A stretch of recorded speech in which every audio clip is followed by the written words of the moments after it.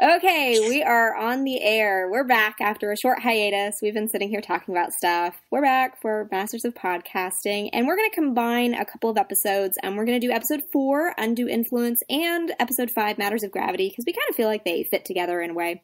And then we're going to wait and do episode 6 and episode 7, 2 Cents, and Monkey Business together, because they kind of... Monkey Business hasn't aired yet, but it kind of feels like it goes with 2 Cents because of what happens in episode 6. And you haven't seen episode 6 yet, so I won't spoil that for you, but no spoilers. You were gone. Tell us about how you were gone and how we came to this point. All right. Well, listeners, I took a little trip across the pond. I went to London for 10 days, which was amazing. This is exciting. I had so much fun. I lived there briefly when I was in college, so I always like getting to go back. But Melissa, I know you had a particular story you wanted me to share about Tell that the trip. story. Tell the story. Okay, so full disclosure, I'm a huge theater and literature nerd, so whenever I go to London, I always see as many plays as possible. And one of the big reasons that my friend and I went at this particular week is because a certain actor was playing in a certain play, and many fangirls were excited about this performance. Gosh, who could that be, and what play could that have been? Who could this Tumblr favorite be? Who could it be, indeed? Other than our very own Blueberry Cabbage Patch, Benedict Cumberbatch. Woo!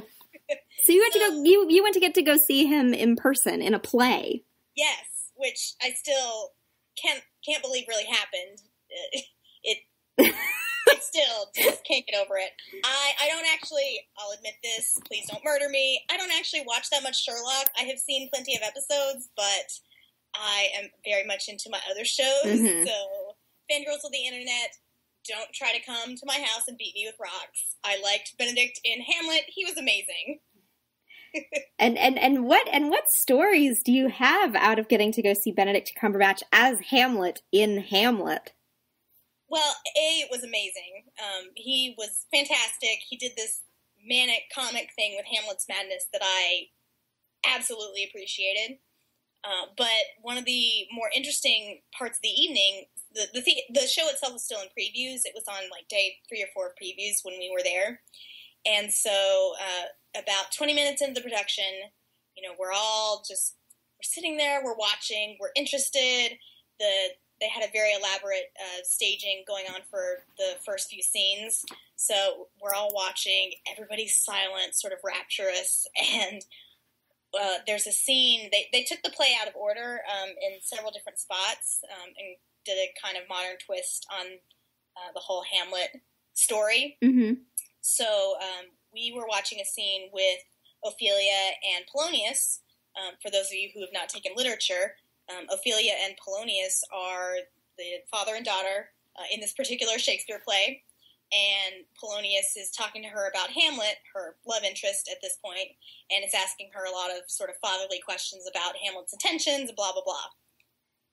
So in this scene, we're watching them, he's starting to get into the middle of the act and ask her these very uncomfortable questions about, Hamlet's intentions and what she thinks about him, and I, at this point, am paying attention to something else on stage, and so it wasn't until I realized I could hear a voice coming from backstage that I understood something was going on.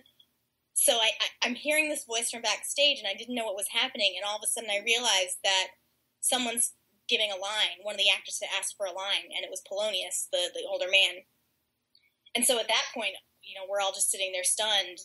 We can't believe that an actor's asked for a line, but it happens. People forget. So he asks again. He says, line.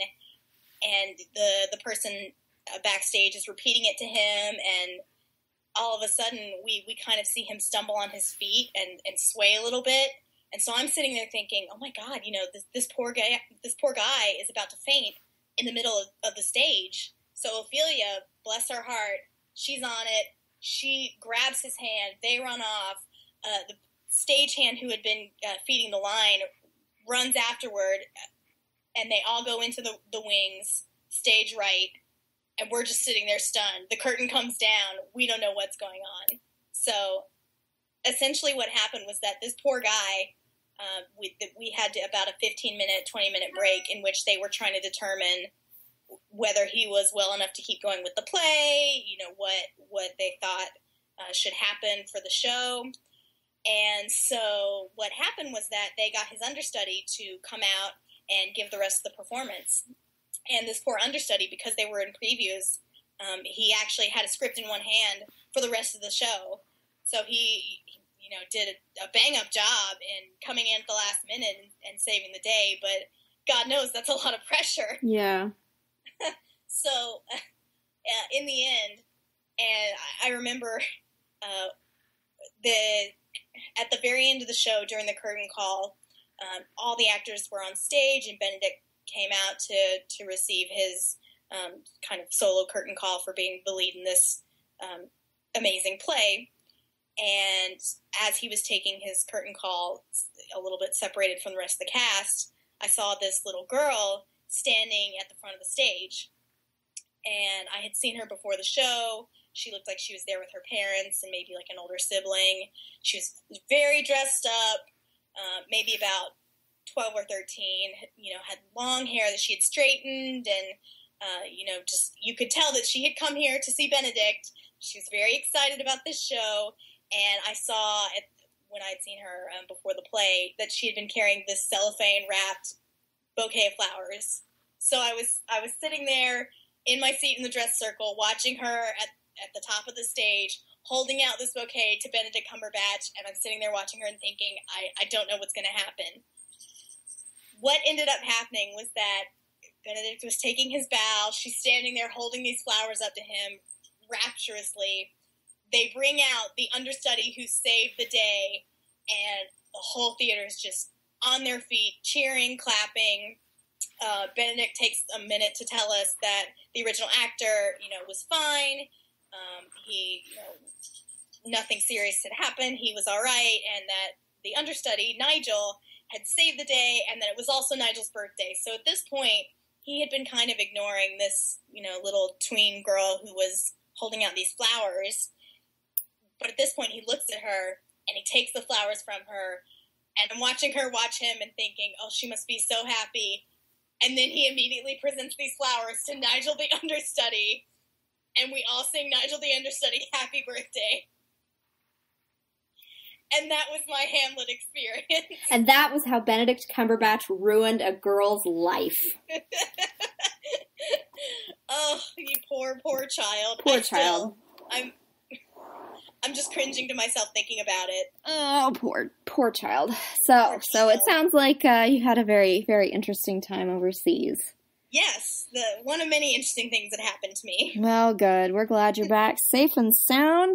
I'm glad to be back. Masters of Sex. Awesome. This podcast has been interrupted by my Hamlet story.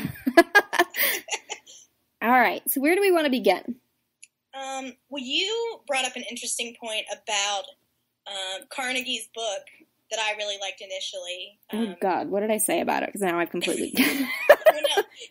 Okay, so you were talking about how, How to Win Friends, just in general, is presented as this amazing... You want to go ahead? Yeah, and take it? yeah. So it's starting back with Undue Influence.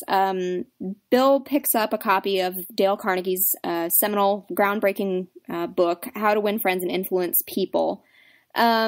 Which is funny that he goes around in the episode embarrassed to be seen with this book, embarrassed, like, Dr. Roboto needs a copy of How to Act Human. And it's paralleled with everyone being so embarrassed and ashamed to pick up his book on something so basic as human sexual response. But the Carnegie book is kind of this... it kind of ties in with the title of the episode, which I thought was really interesting. Undue influence is a very... kind of dark, negative term that's used in contract law to describe a situation where two parties are getting into a contract and one of them has a tremendous amount of power or kind of, I guess, influence over another, and a contract cannot be legally held up if one of the parties is agreeing to the terms of it under undue influence from the person who is exerting the influence over them. And that got me thinking about how the Carnegie book is held up as this great, positive, wonderful thing for salespeople, for people who want to, be up-and-comers, movers and shakers. You're going to get out there and you're going to get people to do what you want. You're going to make them do what you want, and you're going to make them happy about it because you're going to make them feel like it was their idea from the start. That is rather Machiavellian when you think about it. That is some deep-level manipulation. Well, and I think it always strikes me as kind of like the Myers-Briggs test, where it talks about someone being able to, not manipulate others necessarily, but exert influence on others. So the book is kind of presented as this lawful good way to ingratiate yourself with someone to the point where they will do what you want them to, which, like you said, is manipulation. But it fits in absolutely perfectly with Bill's whole deal. Like, that is, he's been a manipulator this whole time, but now he's sort of taking on the mantle of it being a progressive, step forward in how he treats people. So he spends the episode testing out these different things and, has these hilarious encounters with a sales girl in Virginia, but then he whips right around and yells at Betty when she interrupts the gift exchange. Well, I think there will always be room in his heart to yell at Betty. Let's be honest about that. Oh, probably. But, even though he throws the book away, he still tries very hard at the end of the episode. He still acknowledges and has apparently internalized the fact that Ginny seems to be drifting from him, and he's trying very hard to get her back in this very positive, very new way to both of them. She looks baffled the entire time that he's talking to her, with the kind of that Carnegie voice in the background. Right. What have you done with Bill? She almost looks more uncomfortable that he's being so nice to her than she is about the fact that, he's trying to, I don't know, draw her back. Well, and I think too, like you said, he's savvy enough to recognize that she's drifting away, but I think he attributes it to his own maybe meanness and not necessarily a fundamental insecurity of Ginny's that she is having. Yeah, I think he's starting to recognize that he doesn't pay nearly enough attention to the women around him, because if Betty's picking up on this stuff, Betty's not nearly as close to Ginny as he is. These are things that he should know. These are things that he should be up on. So I find it encouraging in a weird way that he seems to have internalized the Carnegie lessons at the end of the episode, even though he threw the book away. He certainly did not internalize them in their best form. It was a very superficial, very, surface level look at what you're supposed to take out of the book. But it's a better step than nothing. And that gets into something else that we kind of were talking about before starting the episode. So I think maybe a good segue to this. Why is it so much easier to sympathize with and side with Bill than with anybody else on this show? Why are we mad at Ginny? And I say we, in a really broad sense. Anybody who's, irritated with Ginny. Why do we find it so much harder to side with Ginny about things that are, I guess, issues on this show than it is to side with Bill? Well, and I brought this point up before, I think, as an audience, we're conditioned to root for positive changes in characters, kind of no matter how awful they are. Mm-hmm. This is not necessarily the Don Draper syndrome, but to an extent, even characters who have done the most, hateful, malicious, horrifying things still get a chance at redemption if you see that they are trying hard enough.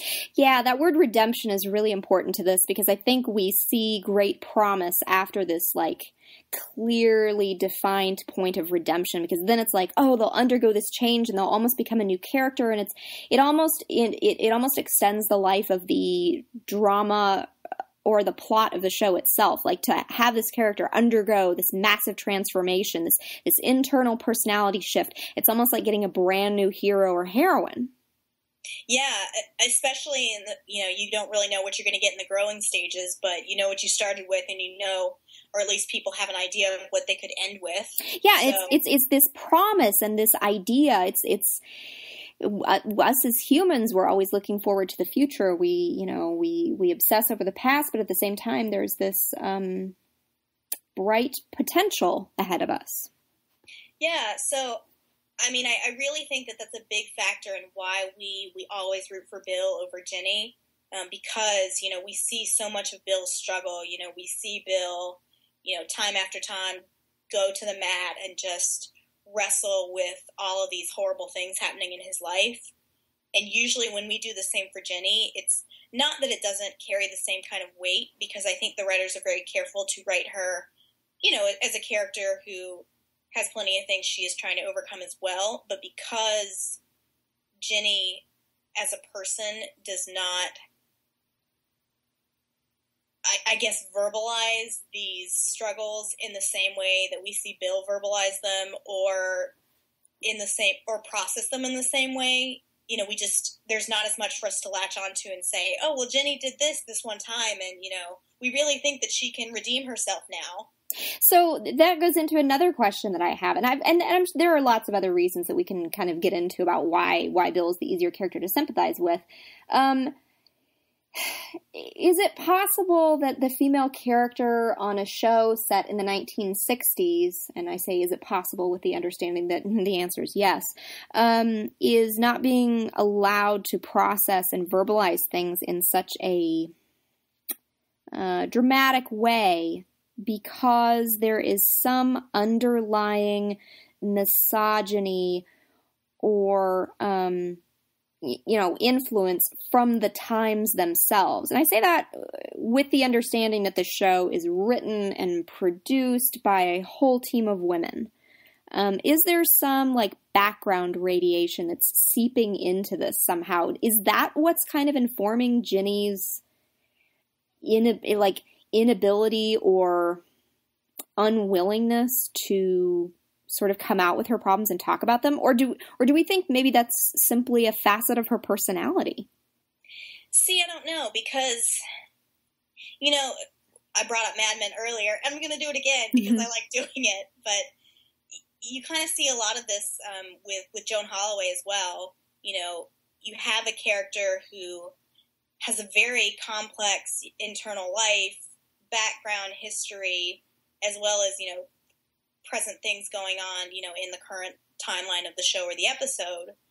But it's not that I don't think these characters have the luxury to express those feelings, given the times and place that they're in, because in some instances they do and in some they don't. But I do think that there's a conscious effort to show them as not,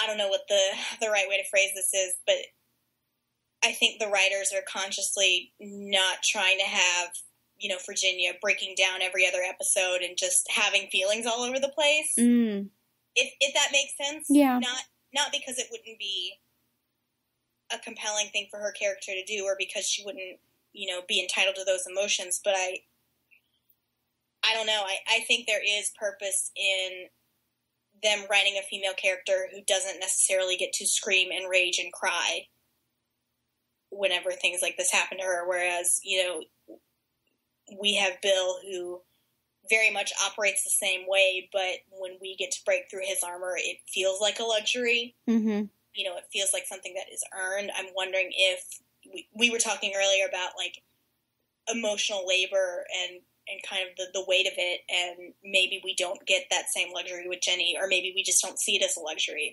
Oh, boo-hoo, Jenny cries. It's Tuesday. Yeah, and part of this could be simply their personalities. Maybe the writers are kind of playing inside of a vacuum where, it's understood from the biography that Virginia was presented, and was presented in this passive sense, the people around her. She was kind of typecast as this woman who's very warm, very personable. Her function within the study was to talk to lay people, but over time she developed more medical knowledge. She, I think even in later years, she was still like the half of the duo that would, when they would do lectures in like universities and things like that, she was the one who would ask the audience, let's all do an exercise where we come up with all the slang words we know for penis and vagina. Whereas Bill, on the other hand, is this very cold, clinical doctor type. Right. Maybe it's because his actions belie the personality that he presents to the world. No, I think that's right. He cultivated his actions based on, the type of personality he wanted to acquire, in a sense. Because he didn't want to be the little kid who was getting pushed around by his father. He wanted to be someone who was knowledgeable and stoic and unaffected by day-to-day dramas, and that's who he became. And so I'm wondering how much of Virginia's issue is that she is basically rebelling against being the person who was raised to be admired. Yeah, like maybe this slow transformation, this step forward for her, because they are both progressing, but they are not both being progressive. She's progressing, but she's progressing in a negative fashion. She's developing, a very hard personality as a direct result of all the shit she's taken from Bill over the years. I'm not denying that he's treated her terribly over time. No, he has. I don't know what else I was going to say about that. I don't think I had anything else. Well, I mean, I do think it is interesting that, while we can both sit back and acknowledge, like, wow, Jenny is not regressing, but definitely evolving in strange ways because of the shit that Bill has put her through. And yet, at the same time, I can watch an episode and be like, oh my God, Bill, you're reading from this book and having human interaction. So proud. Yeah. I mean, and it doesn't hurt him at all that he's being played by a very gorgeous and appealing and charming actor. I mean, that's half the battle right there. No, it does not. So, but I will admit that I am frustrated with Ginny. Not in terms of the writing of the show, because I understand that, she's being written in a certain way and there are certain limitations to how she operates within this world that is laid out before her. But I've thought a lot about this, and I think I'm not really angry with Virginia. I think I'm irritated with her because she's making rookie mistakes. Like, what is she doing here? She's like, she's perfectly fine. She's perfectly content. Like, they're having a good time at the start of episode 5. Like, yeah, there've been a few blips throughout the season where she's, given him this look like, oh my God, you are the most annoying person right now. You're just bugging the crap out of me. But in general, she seems to be getting along okay, and it has these interspersed moments of good and bad. And then all of a sudden her mother comes along and it's like she just goes into a tailspin. And so I think my disappointment with her comes from the fact that her complaints and her problems with Bill don't stem out of self-awareness. They are seeds of doubt planted there by other people. And that suggests an insecurity that makes me uncomfortable with her as a heroine. And maybe that's just a personal thing. Like, maybe that's just my problem with her. Or maybe it's because we're seeing for the first time, like, a really, truly flawed heroine. I don't know. Because I honestly, I find Virginia's relationship with her mother fascinating for a lot of reasons, but I think partially because it does bring out those insecurities, because, you see a lot of essentially where Tessa gets it, because as soon as Mama Johnson walks in, you can see Ginny just putting on that face and just hating it and being frustrated and angry and just completely over the fact that her mother still has to have the last word and thinks she knows better, even after, 20, 30 years of being out of her mother's house. Who knows? Yeah.